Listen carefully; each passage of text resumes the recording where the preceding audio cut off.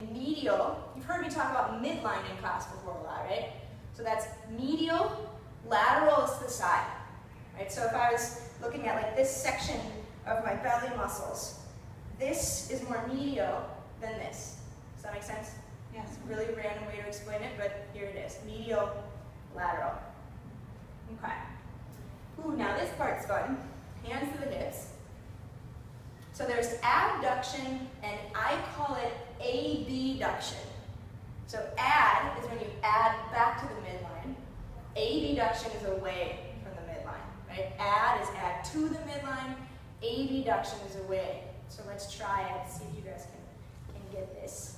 Lift your right leg up, and I want you to abduct your leg. Oh, yeah. And then adduct your leg. Abduct, adduct. Okay, good. Second time. So, abduct, adduct. Say it with me. Abduct, adduct. Okay? So, that's referring to the sideways movement. Sideways movement. This movement, flexion, extension. This movement, abduct, adduct. Does that make sense? Okay. Questions about any of those in the legs? Kind of focusing on the legs because Parsvotanasana from the ground up has a lot to do with the legs. There's arm stuff too. I'm going to add a bonus one. So there's flexion and extension in the feet. Does anybody know the special term for with your feet? Anybody know? Aaron, I bet you know.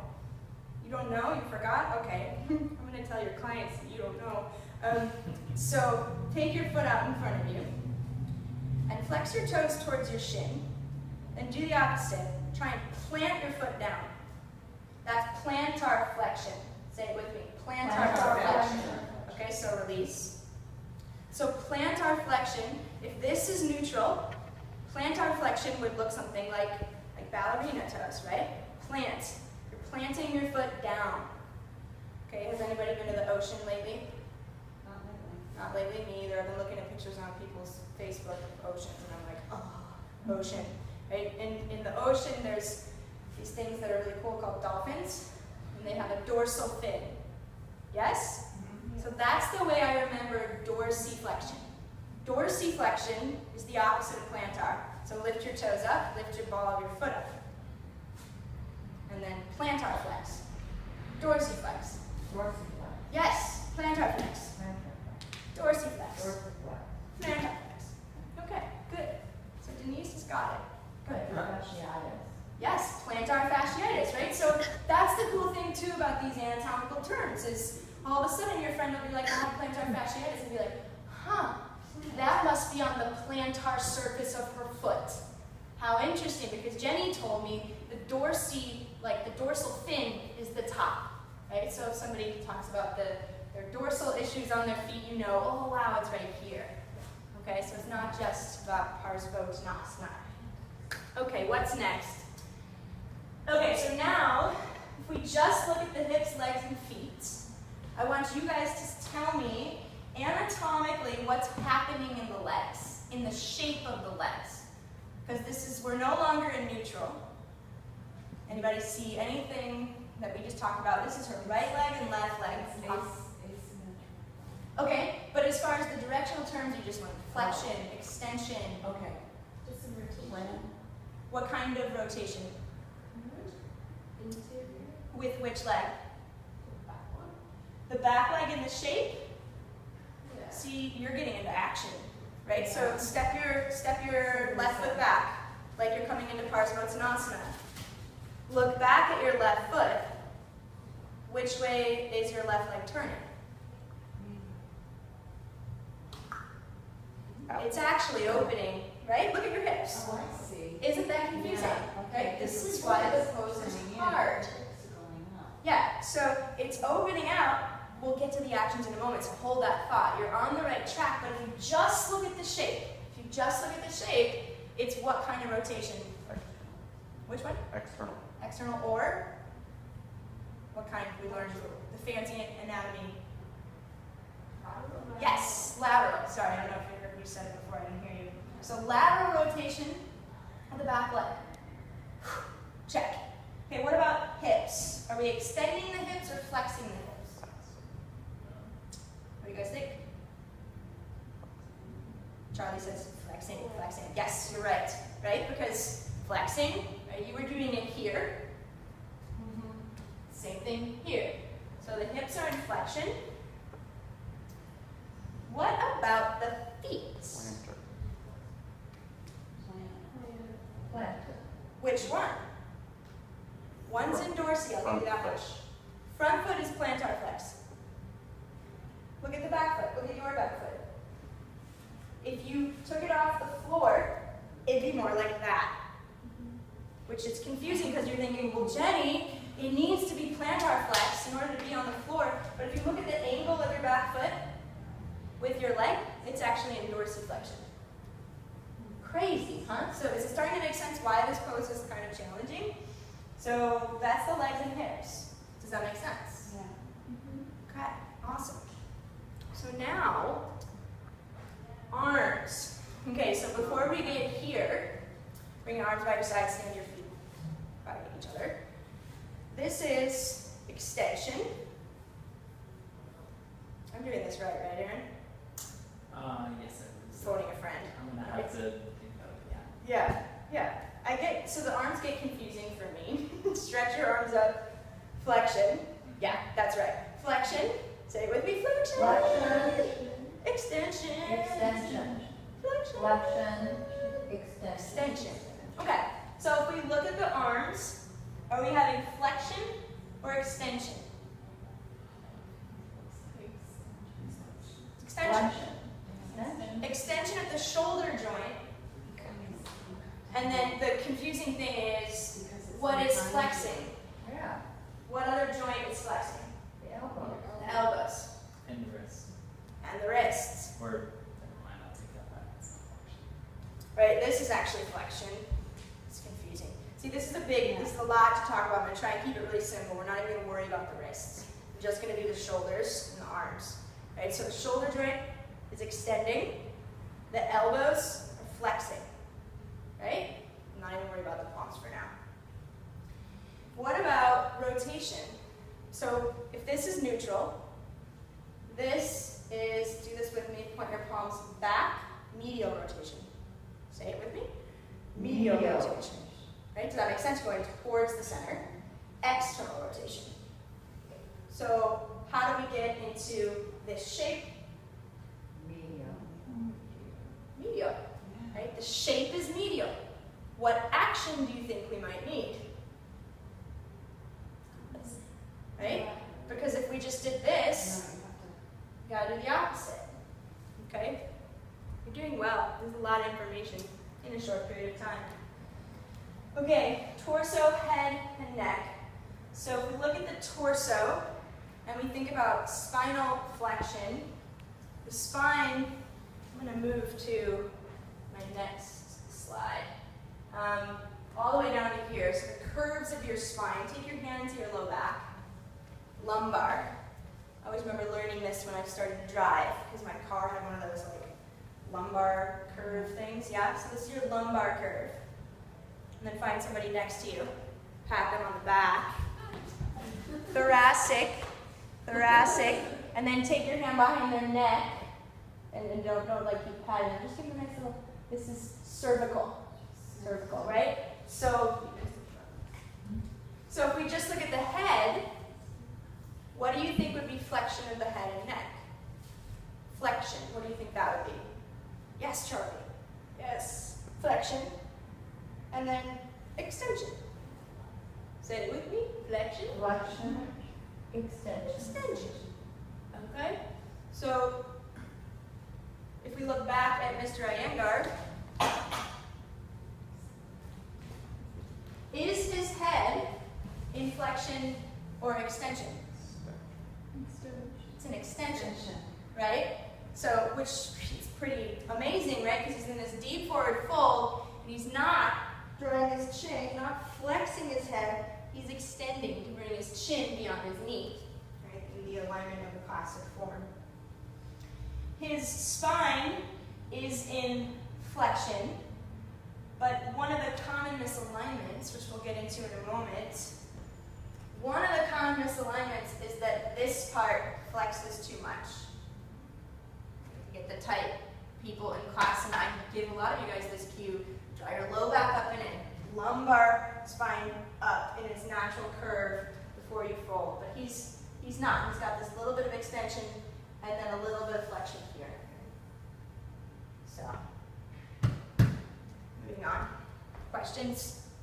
Head, flexion, extension. Okay, so this is your quickest and most basic anatomy of muscles and bony landmarks. So these are your quads. Some of you guys probably knew that already, yes? Quadriceps, what do they do? In their most basic function of the 3 of the 4. Do they bend the knee or straighten the knee? Bend or straighten the leg? You have one guess, 50-50. Good guess, but they straighten the leg. So your quadriceps, they attach below your and the patellar tendon, and when they contract, they get smaller and they straighten your leg. So do you think that quads are very important in Parsvotanasana? Yeah. Yes. Both legs are straight, right? So quads. Somebody mentioned hamstrings in the very beginning, Oh, right? Hamstrings, where are they? Show me. Hey. Back here. Yeah. Hamstrings do the opposite thing of the quads. So what do the hamstrings do? Bend. Right? Hamstrings bend the knee. Adductors. Adductors. What do you think the adductors might do? Where are Think the it adductors? really simple. We're still in the legs. What do you think they might do? Some term we learned today. Might really have to do with. They adduct. Remember we learned adducting? Yeah. Adding to the midline? Right? And those are inner thighs. They add to the midline. So those are your adductors. Commonly forgotten about muscles. So I'm not surprised you've never heard of them. Right? These are your adductors. Inner thigh. Take your hand to your inner thigh. Hello, inner thigh. Adductors. Okay, external rotators go here. Glutes, piriformis. They're going to laterally rotate your legs, which we have going on in the pose. Who knows where your pecs are? Show me. Pecs are up on the breast. Pecs are here, right? Pecs do that medial rotation of the arm that we talked about. Pecs. Okay, so those are the muscles. Oh, one guy I skipped, which is super important. Anybody ever felt tight in the front leg in pigeon? Right around here, all the way down to the knee. Okay, so if we look at, hi Slim. If Slim had fascia, which he doesn't really, it would connect from here all the way down. It's this thick band-like connective tissue called fascia. And like a lot of runners, they get those foam rollers to kind of do a fascial release. So the IT band is another important fascial connective tissue thing, and you can actually feel it. Like next time you're in pigeon, take your hand and go, I feel this little band. Hi. Okay. So that's that. Scapula, find your buddy, find their shoulder blade, give it a pat. You guys can find my shoulder blades. Shoulder blades. You have 2 scapulas. What kind of shape are they? Yeah. Pretty bony. Pretty bony, right? So scapula, they're kind of a Too much fat. triangular shape. Look at your scapula here. This is the scapula. It's kind of a triangular shape. We talk about scapulas all the time in yoga, shoulder blades. They're moving in, moving out. They do lots of other rotations. Who knows what a sacrum is? Oh yeah. What kind of shape is the sacrum? What kind of shape in geometry would it be? Triangle. Yeah, triangle, right? Okay, so those are the muscles and landmarks that you're learning in this presentation. pecs, external rotator, like that's it. That's a lot for a short presentation. So if you come away with one or two of those, I'll be like super And how impressed. does this benefit us in yoga? And you know, How- knowing which is How does it benefit you? That's a good question. My hope is that understanding, like when I say, bring your right foot forward, pigeon, and you're stretching your hip, and you're feeling it kind of radiate all the way down towards your knee, in my experience of understanding my anatomy better, you're going to start to feel it from the inside out a little bit more. And that's just one way. Sometimes, you know, you'll go to a doctor, you start going to a doctor, and all of a sudden they're saying these things and you understand what they're talking about because they start using anatomical stuff. There's lots of reasons. That's a great question. Okay, so key actions of the pose. In the pose, so just bring your legs like in Parsvotanasana legs. We're not going to do it, but if you were to fold forward, you have to adduct your legs, unless if you don't adduct your legs, you're going to fall over. Right? So if you just kind of made your legs lazy, you would easily fall. So one key action would be adducting the legs. Why do we need our quadriceps to contract? To keep the legs straight. So this brings up, Anna noticed, in the shape of the pose, we figured out the back leg is laterally rotating. So the action of it is the opposite, medial. Because otherwise, we'd just be like this. Right? So medial rotation of the back leg. And lateral or external rotation of the arms. We kind of talked about that already, right? Because the shape is this. The action is the opposite. Does that make sense? Okay. Last one we haven't really talked about yet is the inhale to extend the vertebral column, right? So if I'm in the pose, the first stage in this pose, is this a back bend or a forward fold? Back bend, right? Stage one. Inhale, exhale, fold. Another just key action. So all I'm doing is showing you some of the key actions. There's other little bitty ones. There's some of the key ones. So if you were to walk into a class, here's some of the things you might see. Common misalignments, and you might feel in your own body. So legs are not actually straight. For some people, they're bent because the back of their legs are tight. The back of their legs are strong, and so their legs might not be straight yet. Or, especially in the front leg in Parsvotanasana, they go beyond straight. Right? So if this is straight, they go beyond straight. We call that hyperextension. You've ever heard hyperextension? Right? So you can have either one. What do you think is one thing, maybe you've seen me do it in class, if someone's front knee is bent, their fingers are on the floor, their front knee is bent, what could I do to support them in a modification for Parsvotanasana to get their legs straight? Blocks under the hands, right? If they're hyperextending, if they are over-engaging their quads, what kind of cue do I need to give them to get their leg to not go past straight? This is the tough one, right? So if their front leg is beyond straight, what do I essentially want them to do? It doesn't matter about the fold, right? Because I'm worried about the leg. Bend the knee. Bend the knee. Bend the knee, right? Engage the hamstrings. I'm not going to necessarily bend the knee because then I have the other issue. But to get them to not hyperextend. So if you ever catch yourself like in triangle pose or Parsvotanasana, your leg is beyond straight, engage your hamstrings. Pull up on these muscles to get the leg to not go past. Why indeed beyond straight? I bet you always want it to be straight. I want it to be straight. The joint can actually go past straight. It can, and it's hard to show. Some people are really good at it automatically. Really flexible people, like it's easier for me to show my arm. My elbow will hyperextend if I don't think about it. Right? So it's another good question. Why would students fall over? I already gave this one away. What do they need more of? I just said this one.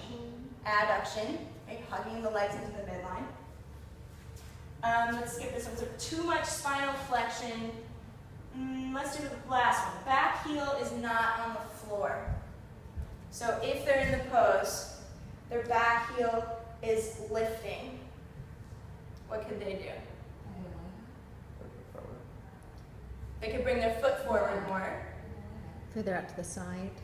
out to the side a little bit more, right? And Because blocks. the alignment of the pose is front heel to back inner arch. Move your foot out. Move the foot out. Exactly. Yeah, those are 3 modifications. Knowing that they're a modification, knowing that as you tell yourself that, you're working towards the more classic form. Okay. So, hopefully you participated, moved around, and engaged in conversation. Yes, did we do that? Check. Check. We defined basic directional terms and applied them to the pose. Yes? Yes. Okay. We introduced basic anatomy of muscles, connective tissue, and bony landmarks. Basic. Yes. Yes. Understand optimal alignment, common misalignments, and possible modifications in the pose. Understand key actions required. Talked about that. Leave with a yearning Oh, yes, such a journey. and an orange. Okay? So really, honestly, I'm really, really stoked on anatomy and sharing it with you all. And those are where I got my pictures so that nobody sues me. And where are my sources? Oh, they disappeared. I have some of my sources with me if you want to check them out.